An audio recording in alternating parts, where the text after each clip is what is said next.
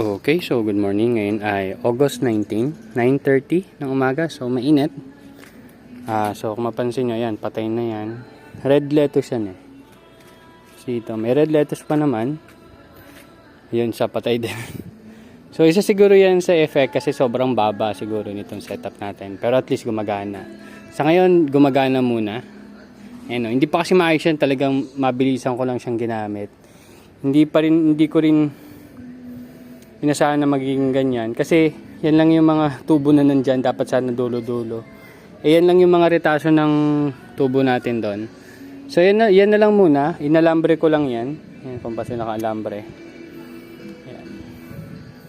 So basta gumagana muna. Ang mahalaga, hindi sila na babagsakan ng ulan pag umulan. Medyo bihira naman yung ulan ngayon. So magdidilig lang talaga ako. Ngayong oras ako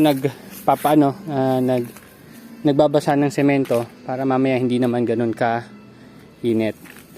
So ngayon hanggang sa Sunday siguro wala akong deliver kay Kuya Jojo. So kasi ito kasi inaasahan natin. Sa sobrang nagkaroon tayo ng problema dun sa kabila, 'di ba 30 pieces, naging 15 pieces na lang kasi nga namatay yung kalahati, yung isang box. So ito, ang gagawin natin to next time, lalagyan natin siya ng agua oxinada or yung H2O2. Ano ba tawag doon? Basta kalimutan ko, para pan-disinfect siya. Tas siya may oxygen siya eh. So tingnan natin kung makakatulong yun sa setup dito. Pero usually dito kahit anong nutrient solution gamitin ko, talagang hindi ganun kaganda yung tubo. So yung iba okay naman, dito hindi masyado. Kung hindi ako nagkakamali, Kiss Master Blend. Alam ko ganun yung setup. Kasi yung pinakadulo, Master Blend yun, alam ko. So yung mga pangalawa na to is puro Master Blend. So ngayon, makapansin nyo, Master Blend, hindi gaanong maganda yung tubo. Yung Kiss naman natin, okay.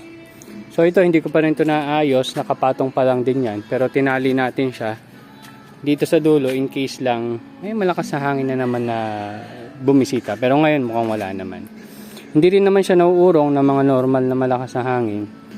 So goods. Yung nilagay nating tape dati, medyo umurong na. So hindi na rin siya, nauurong siya ng hangin. So best talaga is magkaroon ng clamp. Yan, may clamp. May clamp din dun sa harap. So yan yung susunod kong aralin, paano gumawa ng clamp. Kasi kaysa sa ipit, medyo mahirap kasi tanggalin pag ganyan na. Ang inaalala ko kasi baka masira ako yung plastic. So clamp yung next kong magiging project. Pero ngayon ang kino-concentrate natin is yung paggawa ng taniman.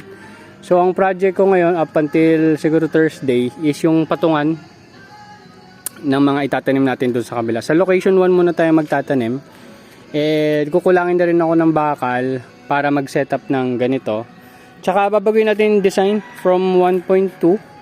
Yung haba gagawin na natin ng 1. Tama ba? 1 yata yung na-compute ko eh. Kasi yun yung ini-implement ko dun sa kabila. Parang kada box meron siyang 2 inches adjustment dito sa magkabilaan. So parang yung width ng box plus 4 inches.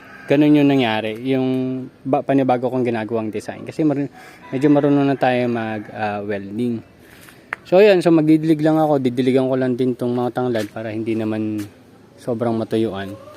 And babasain natin ng semento para mamayang tanghali hindi naman ganun sobrang mainit. Kasi yun yung marigold ko, ang ganda.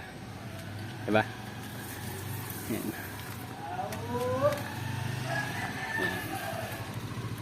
Ganda. So didiligan ko lang din yan. So yun lang. Yun na naman usually activity ko. Wala, ito yung mga dati natin patungan. Sa ngayon mapansin nyo may sarili na silang patungan. So may dahilan din kaya pahaba yung ginawa kong patungan kaysa yung pag-across dun sa kanila. Kasi pag-across pag ganito, baka magdagdag pa tayo ng isang bakal. Yung pag ganito, mas maganda yung support niya kasi yun yung mas mahabang portion ng taniman ng styrobox. So yun, hopefully naging okay ito. At least tumubo man siya up until harvest natin. And ito yung mga late na natin na transfer, mga 20 days old na na transfer natin. So tingnan natin and hopefully maging okay. Thank you very much and see you next updates mga tropa. Bye-bye.